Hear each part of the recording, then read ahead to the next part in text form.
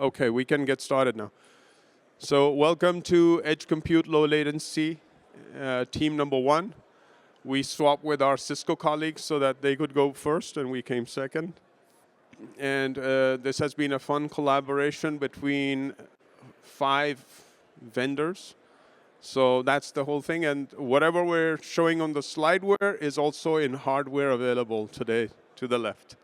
So Druid has graciously hosted it in their booth. So we'll walk through what was it that we did today that we're bringing to the table. So I'd just like to introduce my co-presenters. If you don't mind, my name is Ali Shah. I'm with Nokia. And my co-presenters include? I'm Tim Godfrey with EPRI. I lead our telecommunications research program at ICT. My name is Mitch Rapard. I'm with Palo Alto Networks, cybersecurity company, and we used our NGFW for this effort. Yeah, and good morning, Matthew Brandis with Druid Software. So we're running the private core network, the EPC, for the demo. Thank you. And so when we made the submission, we did it together with EPRI and Matt. And then Matt, we brought in Palo Alto to the party. And then by nature of the device requirements, Cisco and BEC got engaged to help us out with devices. So you can see there's a lot of moving parts coming together. So just to talk about it, we're going to set up the thing between me and Tim. We'll set up what is edge compute. What are we trying to solve here? I'm going to say a few words, and then Tim's going to add some color. So we're looking at a use case where edge compute and low latency becomes very important. It's not the only use case. This is just the beginning. But the question on the top of everybody's mind is, how can you distribute the compute and lower the latency? And so we took the distribution transfer tip, working with EPRI and Tim. Tell us more about this use case. Thank you, Ali. Yeah, the direct transfer trip use case is important for DER integration. And we at EPRI have been studying the challenges of achieving sufficiently low latency and reliability over cellular networks to support integration of new solar and other DER sites into distribution networks. That has been found as a challenge for commercial cellular to meet the latency requirements. The specific numbers are unique to every particular distribution feeder, the number of kilowatts or megawatts of energy from the DER site. But in general, the situation is the utility does an analysis of a site that wants to come onto their network and be interconnected. They determine what type of protection will be necessary, and from the characteristics of the DER equipment and the feeder that they're interconnecting to, they'll come up with a protection scheme, often involving direct transfer trip, and that will lead to a latency number. And often that will be found, that number cannot be met reliably by commercial cellular, so the site owners are required to install fiber, which is very expensive, especially in rural areas where there's no infrastructure, so that can often prevent the DER site from being installed. So our research over the past several years at EPRI has looked at different cases of DER for anti-islanding protection and for fault protection for these DER sites and the communication requirements around them, and we have done testing and analysis on commercial cellular, private LTE, private 5G, commercial 5G, NSA, SA, all the different options to more deeply understand this in the specific use case. So here we've shown the example of a simple scenario where we have a DTT transmitters that are able to operate a relay somewhere in the middle of a feeder and then also at the DER site at the right. And putting it in the context of the previous presentation, this is east to west or edge computing, edge communication. We're not necessarily involving anything at a central site. The DTT messages go from the relays either in the substation or out on the feeder. So it's an east to west type communication. But we in this work have pushed the limits on the latency and reduced it down to relatively low levels by using 5G. And we'll get into the details of what we accomplished, but just around the use case, it's all about being able to leverage the capabilities of 5G in particular that offer new lower latency that has been unachievable with other technologies beforehand. So, Ali? Thank you. So summarize, what are we going to show you? Going back to the screen, as Tim said, what's the edge? We're going to define the edge. The edge has many definitions. But what can you do at the edge? So we already have a RAN site at the edge, the RR edge, the BBU. We can also put a core at the edge. Matt will talk about that from Druid. We can put a firewall there for security applications. And then last but not the least, we have some controllers, RTAC controllers, for a distribution automation application, in this case, DTT. They're at the edge. There are two latencies we're measuring. One is it from the 5G to the edge. The other is from 5G to 5G. And guess what? Which latency will be lower? Can you guess? So that's the next slide. Just hang on there, don't leave us. Okay, so this was the setup which, thanks to Tim's support, we were able to do. A few words on what is a goose message, Tim? Thank you. Yeah, their direct transfer trip use case can be accomplished with different types of signaling and protocol, but one that has been commonly used and adopted by multiple utilities in the US has been to adopt the IEC 61850 standard, and in particular, what's called the goose message, which originated in substations. Goose stands for generic object-oriented substation enhancements. So that type of a message can be applied in a distribution context for the direct transfer trip use case. We use the Schweitzer RTAC to generate and receive these goose messages, so they're exactly in the format that they would be used in the real world. We've simplified the coding on the RTACs just to take a contact closure on the transmitter. When the contact closes, it sends the message, and then the receiving one will activate a relay to give the end-to-end response. In the real world, a much more complex protection scheme would be programmed in, and the messages could be generated from relays and not the RTAC directly. But we use their software, set this up in a simple scheme to provide the contact closure from one to the other through the network, and that gave us a platform for measuring actual performance over our 5G network using real-world 61850 goose messages. So you now got the setup. Goose message. Goose is not about turkey or goose. It's a message. And what is it? You have to make it move fast. It's about latency. The quicker you get it, the better you can protect assets. And that was the problem statement we got from EPRI, who does research on this, one of the premier research organizations when it comes to electrical power. Thank you, Tim. So now, how did we set it up?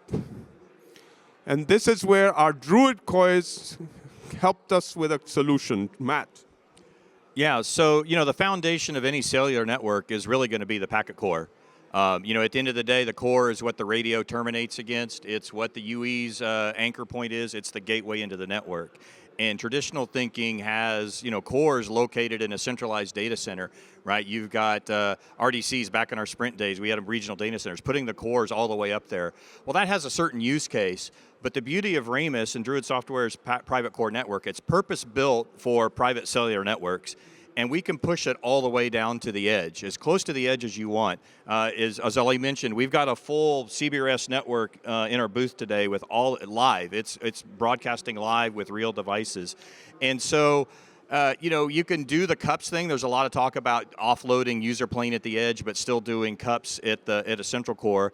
Well, that works, and we can support that. But what happens when you lose that connectivity to the centralized core for that? So why not put the core all the way to the edge or as close to the edge on a small footprint as possible, which we can support? Well, then the question becomes, well, how do you manage that? I don't want to manage 50 cores, right? That becomes a management nightmare, right? So we have what's called the distributed network manager, where you deploy these full cores, gateways, all the way to the edge, but then we manage those through a single pane of glass called the DNM, the distributed network manager. So you can manage the devices, you manage KPIs, faults, the configuration. It stays standard. It's not part of the call path. So if there is a hurricane that disconnects that site from the DNM, that site continues to run autonomously just fine with no issues at all. So that's what Ramus Core is all about. Thanks, Matt. That was a very concise overview. And now we're going to talk about the security component where Palo Alto enriched it with a firewall. Mitch. Yeah, so we used a next generation firewall, or NGFW, to do kind of two things. One, provide the connectivity. So the radios are actually connecting into that, the RAN is, as is the core. And so we can operate in layer 2 or layer 3 mode. We kind of did a mixture in this project. And then we also wanted to use it for security and visibility. So we have a saying that, in the security industry, you can't protect what you can't see. So when we watch packets fly across the network, the whole point of a next-gen firewall is to identify exactly what protocol or what application that packet is or what that traffic is. And so the firewall is doing that all the time. That means it's doing layer 7 inspection. It's using heuristics as well to identify the applications on the network. The other thing that we're doing is allowing for zero trust. So zero trust is a very, very important concept in security environments. The idea behind zero trust is that we want to know for every single flow on the network what that flow is, what it represents, which application it is, and if we don't know, we really don't want to allow it, right? So we want to block that. That's called implicit trust, so which is the enemy of zero trust. So the goal in this architecture and the goal in this project was to make sure that we had policies that said, okay, we're going to allow only the relevant protocols that we expect to see on this network. And by the way, that included mobile protocols like GTP, SCTP, and that included IPsec, which is used for the overlay network, as well as DNS and various other protocols. So we could see all of that on the firewall as that traffic traversed the solution. The other thing we want to do is make sure that it's secure. So if you're familiar with next generation firewall, typically they have components like IPS and IDS built into them. So we can look at the traffic and make sure there's no exploit attempt that's going on across the network. We can look for if there's firmware updates or downloads, we can make sure there's no malware as well on the network. So we're watching this traffic all the time. We're safely enabling the protocols that should be on the network, and then we're looking into the payload of those protocols and those applications to make sure that that is valid traffic and there's no malicious traffic in that communication that's happening. The other thing we do that's very unique at Palo Alto Networks is we provide visibility of the device identifiers of the mobile devices that are on the network. So in a mobile environment, we have things like MZs and IMEIs. These are the kind of the software and hardware components of the actual mobile device. So in our case, that would be the IR1101, which is a cellular router. The Palo Alto Networks firewall has the ability to identify what those are, and you can create policy based on that. So you can say, hey, this mobile identity can talk to this, this application, or vice versa. Maybe it can't talk to this application. So your policies can be very granular. The IP address can change, doesn't matter. We'll keep track of what the MZ and the IMEI is, and we'll allow for policy based on that. And so this is extremely important as well for zero trust. We want to make sure that in zero trust, we know as much as we can about every flow. I want to know the application. I want to know the 5-tuple. I want to know the network identifier. I might even want to know the make and the model of the device as well, right? So other characteristics too. So all of that was turned on in this environment to make sure that we had as much visibility as possible. We secured the network as well. So you can see there we talk about different kinds of attacks that could have happened. We didn't get time to simulate attacks. I would have loved to have done that, but we focused more on the latency. But these could be DOS attacks. These could be signaling that's malformed. So I mentioned SCTP. That's a signaling protocol that's used from the radio to the core. One popular attack vector is to use malformed SCTP messages to try to interfere with the packet core. So we would detect that and block that. There's lots of different things that we can do above and beyond that visibility that I mentioned. And the last thing I'll mention on this slide is I think you guys all know there's kind of two categories of threats. There's threats that we know about, that we've heard about, maybe we've read in the trade rags, that's known threats. And those are not that difficult to stop, right? But you want to make sure you stop them. The really hard ones to stop are the unknown threats. The threats that are 0 days that we've never seen before. And so Palo Alto Networks spends a lot of time and energy to make sure that we can detect unknown threats, so that 0 day. And we use machine learning on the actual NGFW, the firewall, to, at line rate, watch those messages, watch those protocols, and look for threats that are embedded in there that have never been seen before. So that was kind of what we brought to the table, and that was some of the capabilities of our firewall. I think the next slide will talk about what we observed as we were testing. We are a zone-based firewall, so this is a little bit in the weeds, but for the geeks out there like me that want to know this, we did come up with 4 zones that we used. On the radio side, we kind of had 2. One zone was facing towards the RAN, and one zone was facing towards the core. And then we also had zones for the N6 interface, which is the LAN side of the packet core, if you will. And so we use those zones to create policies, but then we also saw that MZ and the IMEI that I mentioned a moment ago as well in the traffic logs. You see that there at the bottom, that screenshot. That's a screenshot of our traffic log where you see the traffic coming in. You can see that it's it's IPsec for one of them, and then the second row is ping. Maybe you can't see that from where you're standing, but it's different protocols, not just ports and IP addresses. It has that too, but it has way more than that as well. And so we based our policies based on this. So our policies were looking at the relevant applications, and we did as much as we could to make really granular policies to apply to zero trust principles to make sure that the security was as effective as possible. The last thing I forgot to mention on the last slide, Druid and Palo Networks have a tech partnership together that we did a while ago. And so that technology partnership enabled that visibility into the MZ and the IMEI that I mentioned a moment ago. So they were feeding us that information from their packet core straight to the firewall, so the firewall would know what the IMEI and the MZs were for all the devices on the network. And so it all came together because of the tech partnership that we had done before, and then just kind of implementing zero trust policies. So now we go to the next part, and for that I have to ask you a question. So you heard what Goose is. Is Goose layer 2 or layer 3? Is it the IP level or is it layer 2? Layer 2. So now we have a problem. How do you get a layer 2 protocol onto the network? LTE for 5G network needs an IP packet. You can't put a layer 2 there. So what we do is enter devices. So in this case, we had 2 partners. One is Cisco. Dan Mady helped us out. And of course, BEC, if BEC is here. But the way then we configured the Cisco IR1101, which you also saw in the previous presentation, where it's the edge compute itself. So there are different definitions of edge compute. That's the message here. We put the RTAC, which creates the Goose message, the core, and the firewall on the edge with our RAN. That's our definition. There's another definition where the device itself could be the edge. You saw in Dan's presentation from Cisco.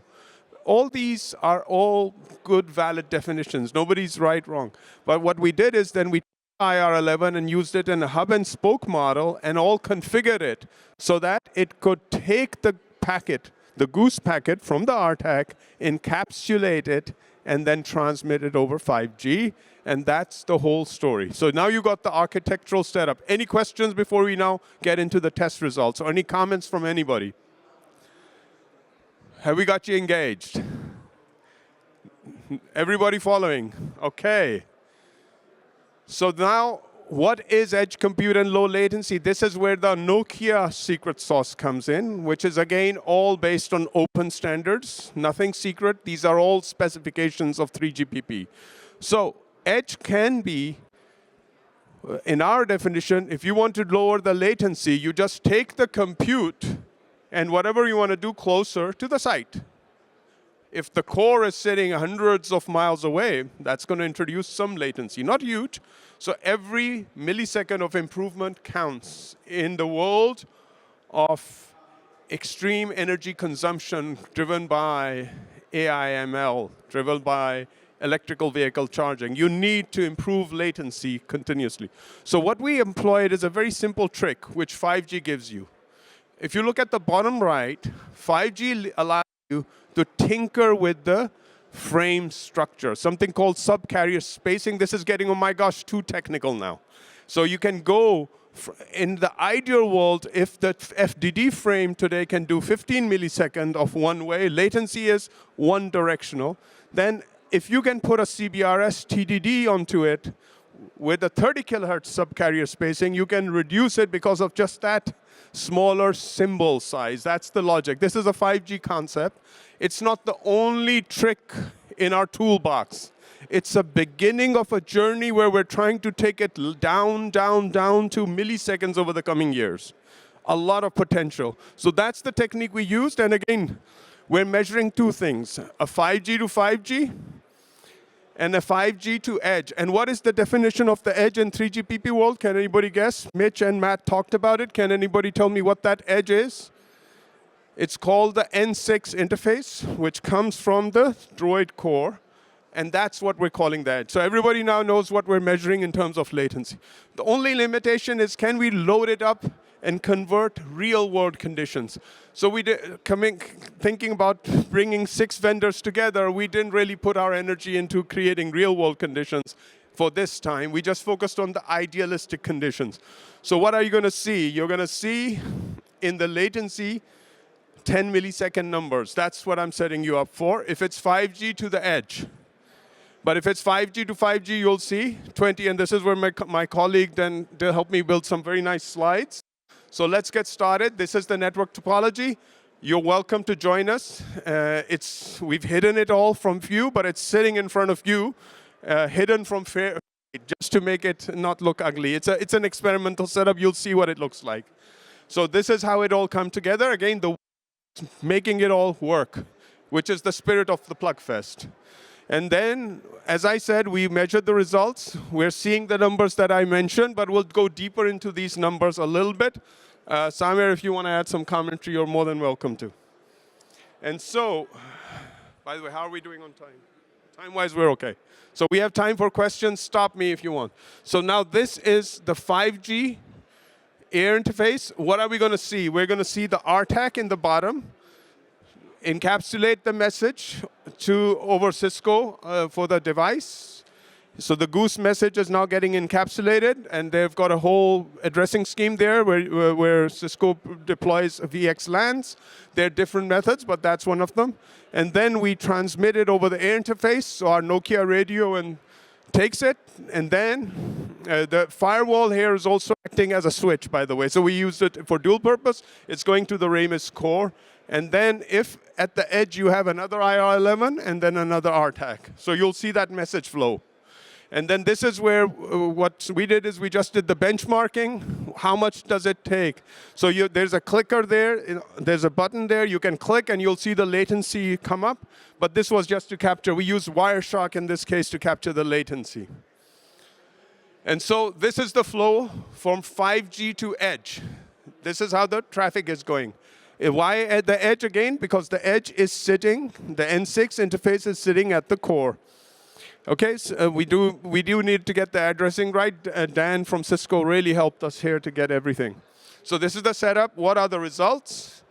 So this is the average is what? And what was the theory I told you? The theory was in ideal conditions, you'll see 10 millisecond. Tim, you want to talk about 10 millisecond and the significance of that?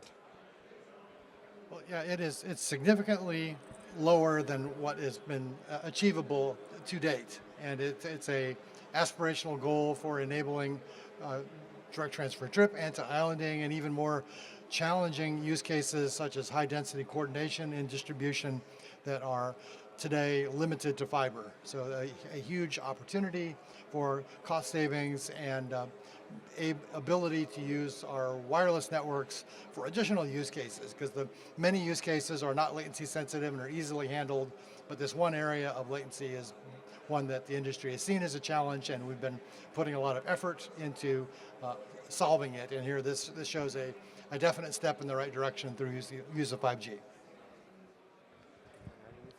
Thank you, Tim. So now we move to the next one, and then of course we have the ping and everything. Anybody who's a geek who wants to get into the bits and bytes, we have the geeks for you. So if you want to stay at the leadership level, we've got that message, but we have all the stuff for anybody who wants to talk about it. And nobody has on the floor put together a security story, a core story, the Goose story, and the radio story in one. You have the whole team. We can take any question. We can tear apart for you. We can simulate scenarios for you if you want, on the fly, on the shortfall today. No other team has done that, by the way. So with that, now let's go to device to device. Why is device to device also interesting? Because architecturally, you can't squeeze in the core in every location. But if you were able to, and you can talk to Matt about that if it's possible, you still need to have 5G to 5G, because some places you'll still have to cover with 5G. And then this is the latency. You're going back to the core, but then you go back over the air interface to the other Cisco router, but now it's not connected to the edge, it's connected to another 5G router. So in this case, Cisco is not being used as the edge device, but it's being used as a router with a 5G modem in it. And so what is the expected latency you're going to see here now? Can anybody guess? Is it 5 millisecond or 20 millisecond? 20. So Romin says 20. Anybody going different? Greg, what do you want to say? 5 or 10? So 10 millisecond with 5G to edge. So let's see the results. 5G to 5G is 18.7 millisecond average. Okay, so as we had expected, these are idealistic conditions. It gets a little worse than that in the real world, but not very far off. But this is a tremendous improvement. So we also have an LTE demo, by the way, with a core sitting far away in Dallas. And you can go there and check the latency on that one. Of course, it's going to be much higher. So that's the point there. If you play with the architecture, if you play with the technology, go from 4G to 5G, there are some improvements possible, and there's a lot of work to be done now to the next steps. And so to summarize, 5G to 5G is about twice the latency about 5G to edge. Again, the most important thing isn't the numbers, but it's the fact that we were able to work around these companies. I also should mention WWT, who was working with Cisco to give us the devices. So all mentioned, and Mike Robinson also was a big influencer on our thinking process here. So again, that's the net conclusion. It's just the beginning of many years of work. And by the way, Nokia has a 5G network up and running as we speak. We'll talk later about who that is if you want to stop by.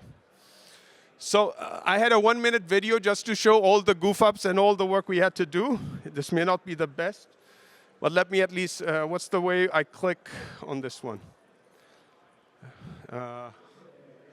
Okay, this is just showing, thanks to Tim, we were able to, so this is a messy stuff, but it says what geeks do. This is our geek land now, okay?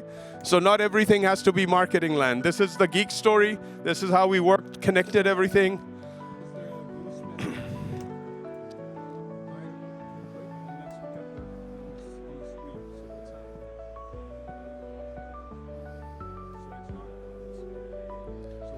And you're more than welcome. The same thing we're showing on the video is available. So I'm going to start getting you to think about, this is distribution transfer trip is just one use case. Each one of you has to come up with another use case where latency is important. So anybody going to go first while we're going through the video? What's the other use case where you need lower latency, folks? I've got 4, by the way, in my slides.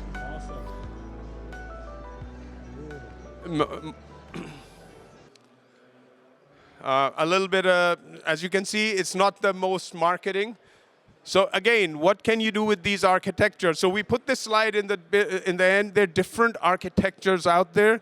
This is not an architectural discussion. It's about getting results. Lower the latency. If there's an economic point, you need to talk about that. We can go into detail. Each one of us can give you their view, and there'll be a diversity of views.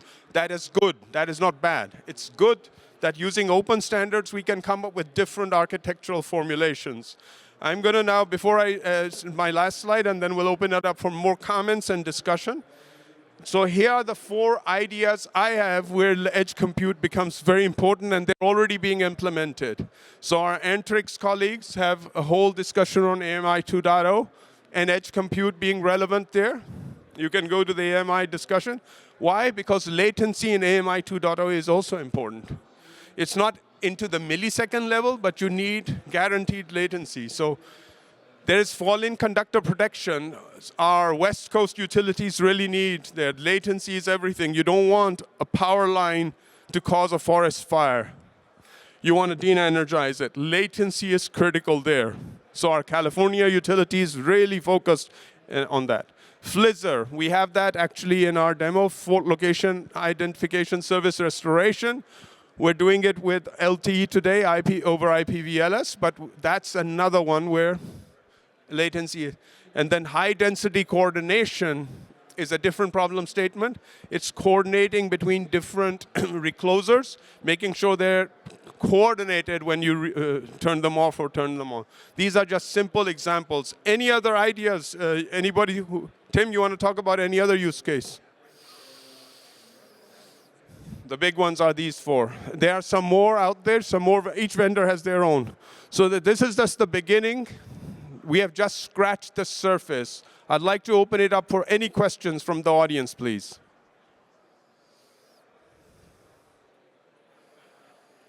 And yes, sir. Can you talk about the practicality of being able to do this on commercial networks versus private networks? So the question is, how practical is it to implement edge compute on a commercial network? And you mean with say, a Verizon or an AT&T. So first of all, a Verizon or an AT&T will strictly control the architecture of their network.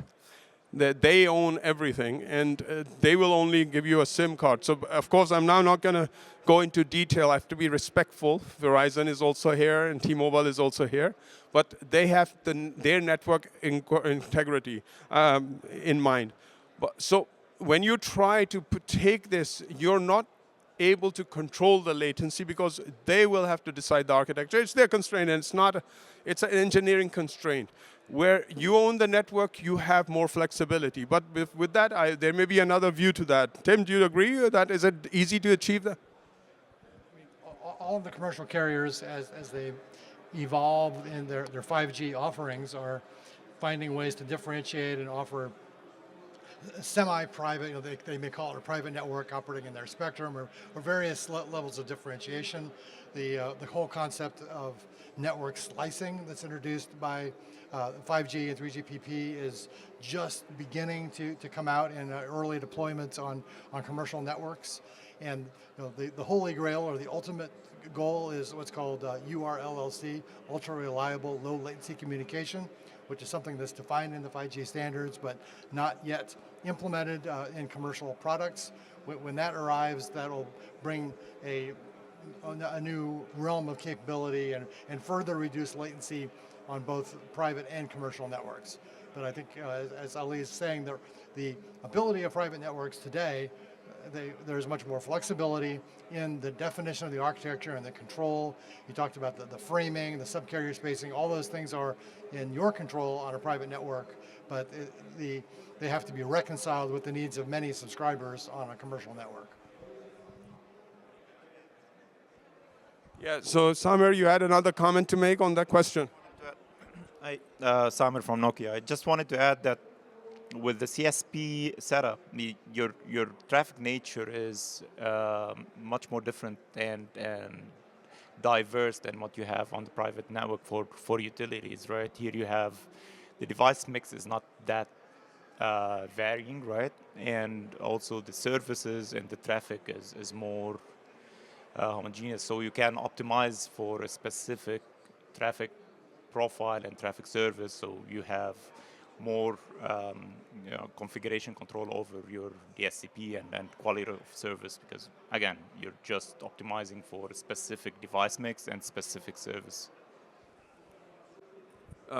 The question, of course, is a very detailed question. We can't do just in 30 seconds, but we tried our best. Yes, network slicing will be a big enabler. At the same time, there are much more concerns of the movement to private wireless. Any other questions, please? Ram. My name is Ram Swaminathan. I'm a consultant at Burns & McDonnell. And I have actually, the whole concept of edge compute was to move the user plane, not the whole core, to the edge. Now, not that a use case could not have a whole core at the edge, but when a utility has multiple data centers with head ends at various locations, and geo-redundancy and resiliency is also of critical nature. And you're building a core for more than a dozen use cases. How would you build out when you're deploying a core at every substation while you have to manage other head ends? Sometimes same IEDs are communicating to each other at the edge, but they're also communicating to their central systems. So the question around the architecture, there are different opinions. Nokia will have a different, but because Matt and we've collaborated, we're going to listen to Matt's opinion on this. Yeah, I mean, I think it comes down to a balance, right? I mean, you may not need a full core at every substation, but the beauty of Remus is we can integrate in with those enterprise networks very simply. So we talked about the 5G to the N6. So if that's a connectivity over a backhaul to a 5G, you just have to balance how far close to the edge, right? I mean, you're not maybe going to put a full core at a substation that's got 2 devices. Probably doesn't make sense. But if you've got, we were just having this conversation with a customer, if you've got full cores at an edge that's got 100 devices that need to communicate with each other, you still have that ability to route, back into a centralized core like you're talking about. Yeah. Please. Yeah, I guess we can agree that it comes down to a balance, like you mentioned, but it would also come down to the utility and their use cases and what makes the most optimal sense in deploying such architecture. So, yeah, that was my comment I wanted to make. Thank you. Thanks, Ram. And yes, as we said, Druid believes the localized core. Nokia, of course, has a more localized UPF function. So they're different philosophies. Samer, you have any comments there? I thought it was a very interesting question, and the core function now, I can't speak more than what Matt can say, but the core functions are mostly software functions. So if you're implementing the user plane function or the AMF or other functions, it's, again, software components running on that hardware. But again, the nature of the devices for the utility use cases is stationary. And as we can see in our demo, that sending device or the publisher is sending its messages at certain periodicity, and it's always in connected mode. So it doesn't need that control plane maybe messaging that often. So you establish a connection, you're latched on the network, you're good to go. The rest is user plane interaction. So yeah, it makes sense to have maybe that user plane, or that's the idea why the user plane makes more sense or more impact when it's towards the edge. But again, since from Droid side, since it's small form factor and it just fits there, so you're getting some optimization on the control plane and user plane latency. But yeah, user plane might be more impactful in that. Ram, let's use. Sorry, this will be the last thing I'll say.